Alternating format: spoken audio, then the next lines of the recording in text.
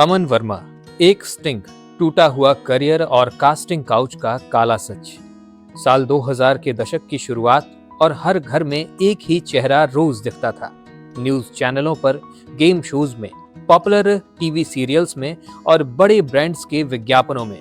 वो चेहरा था टीवी के उभरते स्टार अमन वर्मा का, जिसे लोग बस एक नाम से पहचानते थे, खुलजा सिमसिम वाला होस्ट। लेकिन अचानक एक दिन वही चेहरा टीवी स्क्रीन से गायब होने लगा और उसकी जगह छा गया एक शब्द, कास्टिंग काउच। आज की इस स्टोरी में बात होगी कि कैसे एक स्टिंग ऑपरेशन ने एक उभरते स्टार का करियर पटरी से उतार दिया और कास्टिंग काउच विवाद ने अमन वर्मा की जिंदगी हमेशा के लिए बदल दी। अमन वर्मा का करियर किसी फिल्मी स्क्रिप्ट से कम नहीं है। साधारण बैकग्राउंड से आए इस लड़के ने छोटे छोटे रोल्स से शुरुआत की और धीरे धीरे टीवी के सबसे भरोसेमंद चेहरों में शुमार हो गए। Daily shows, crime shows, reality shows host करते करते अमन वर्मा हर जगह छा गए और इंडियन टेलीविजन की नई पीढ़ी के फेस ऑफ टीवी बन चुके थे। खुलजा सिमसिम जैसे गेम शो ने उन्हें एक सुपर पॉपुलर एंकर बना दिया। टीवी सीरियल्स ने उन्हें एक्टिंग में मजबूती प्रदान की। ब्रांड एंडोर्समेंट और इवेंट होस्टिंग से उनका नाम और चमकता गया। यहीं से शुरू होता है वो सफर जिसकी रफ्तार इतनी तेज थी कि लोग कहने लगे ये लड़का बहुत बड़ा स्टार बनेगा। लेकिन वो रात जिसने सब बदल दिया। साल 2003 में एक ऐसी रात आई जिसने सिर्फ अमन वर्मा ही नहीं, पूरी इंडस्ट्री को एक जोरदार झटका दिया। एक स्टिंग ऑपरेशन सामने आया जिसमें उन्हें एक युवा लड़की से रोल मांगने के बदले में निजी फेवर की बात करते हुए दिखाया गया। मीडिया ने इसे कास्टिंग काउच स्कैंडल नाम दे दिया। इस स्टिंग के फुटेज ने कुछ सेकंड्स में उनकी सालों से बनाई हुई इमेज को तहस नहस कर दिया। न्यूज चैनल्स पर वो क्लिप लगातार चल रही थी। पैनल डिस्कशन में कास्टिंग काउच पर बहस होने लगी और लोगों ने उनके नाम के साथ विवादित शब्द जोड़ दिया। चाहे किसी की नजर में वो दोषी हो या नहीं, लेकिन पब्लिक परसेप्शन की अदालत में एक उभरते स्टार को कटघरे में खड़ा कर दिया गया। इस स्टिंग के बाद सबसे पहले चोट लगी उनके प्रोफेशनल लाइफ पर।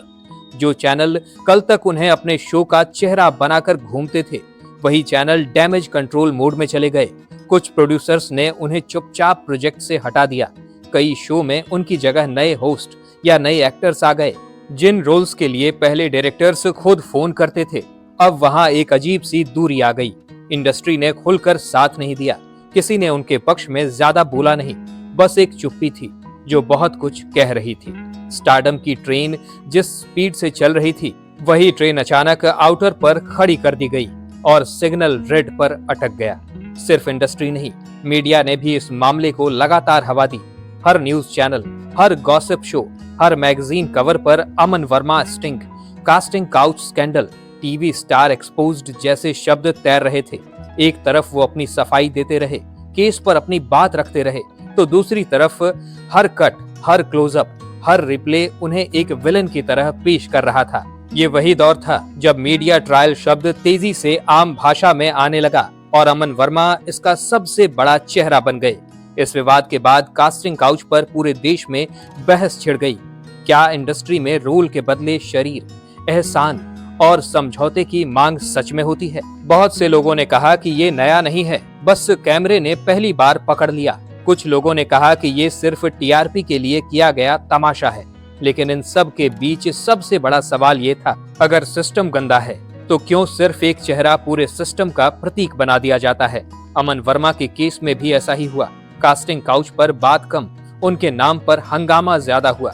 करियर का ट्रैक बदल गया। इस विवाद के बाद अमन वर्मा का करियर धीरे धीरे मेन स्ट्रीम से साइड स्ट्रीम की तरफ मुड़ने लगा। बड़े चैनल्स पर प्राइम टाइम होस्टिंग कम हो गई और टॉप प्रोडक्शन हाउस के लीड रोल्स का दरवाजा लगभग बंद सा हो गया। जो रोल मिलते भी थे, वो ज्यादातर सपोर्टिंग या सीजनल अपीयरेंस तक सीमित रहते थे। वो स्क्रीन से गायब नहीं हुए, लेकिन रोशनी के केंद्र से निकलकर किनारे की छाया में धकेल दिए गए। एक उभरता स्टार जो अगले लेवल पर जा सकता था, विवाद की वजह से सिर्फ काम करता हुआ आर्टिस्ट बनकर रह गया।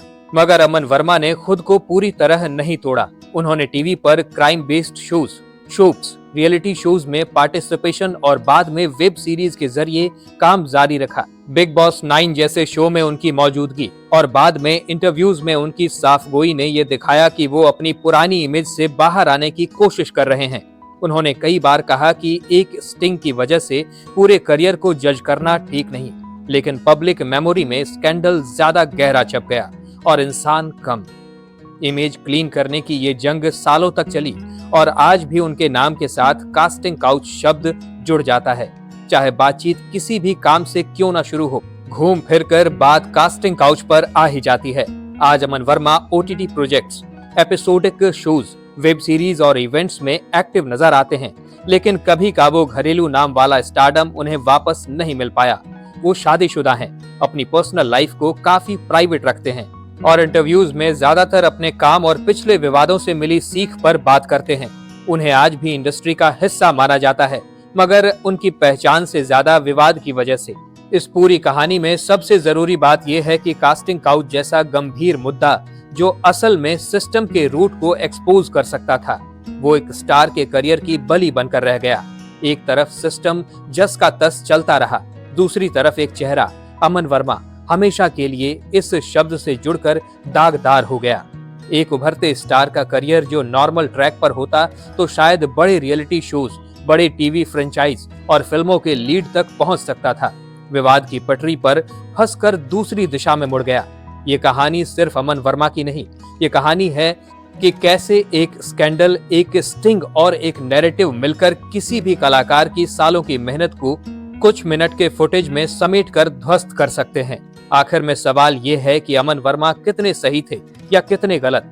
सवाल ये है कि अगर इंडस्ट्री का सिस्टम बीमार है तो इलाज पूरे सिस्टम का होना चाहिए। सिर्फ एक चेहरे की सार्वजनिक छवि खराब करने से काम नहीं चलता।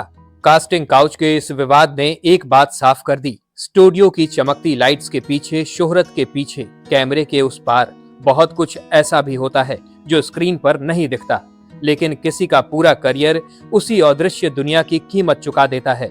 अगर आपको ऐसी ही रियल, कड़वी और अनकही कहानियां सुननी हैं, तो ये तो सिर्फ शुरुआत है। स्क्रीन पर दिखने वाले स्टार्स के पीछे ऐसे अनगिनत किस्से छुपे हैं जो कैमरा ऑन होने से पहले और कट बोलने के बाद शुरू होते हैं। दोस्तों, हमें कमेंट्स में ये जरूर बताइएगा कि क्या आपने अमन वर्मा का कोई शो या कोई फिल्म देखी है या फिर इन पर फिल्माया कोई गाना सुना है। साथ ही साथ अगर आप हमारे चैनल वारिधि मंथन पर नए हैं तो ऐसी ही अनसुनी कहानियों के लिए हमारे चैनल वारिधि मंथन को सब्सक्राइब जरूर कर लें और बेल आइकन दबाना बिल्कुल ना भूलें। वीडियो में अब तक बने रहने के लिए आपका बहुत बहुत शुक्रिया।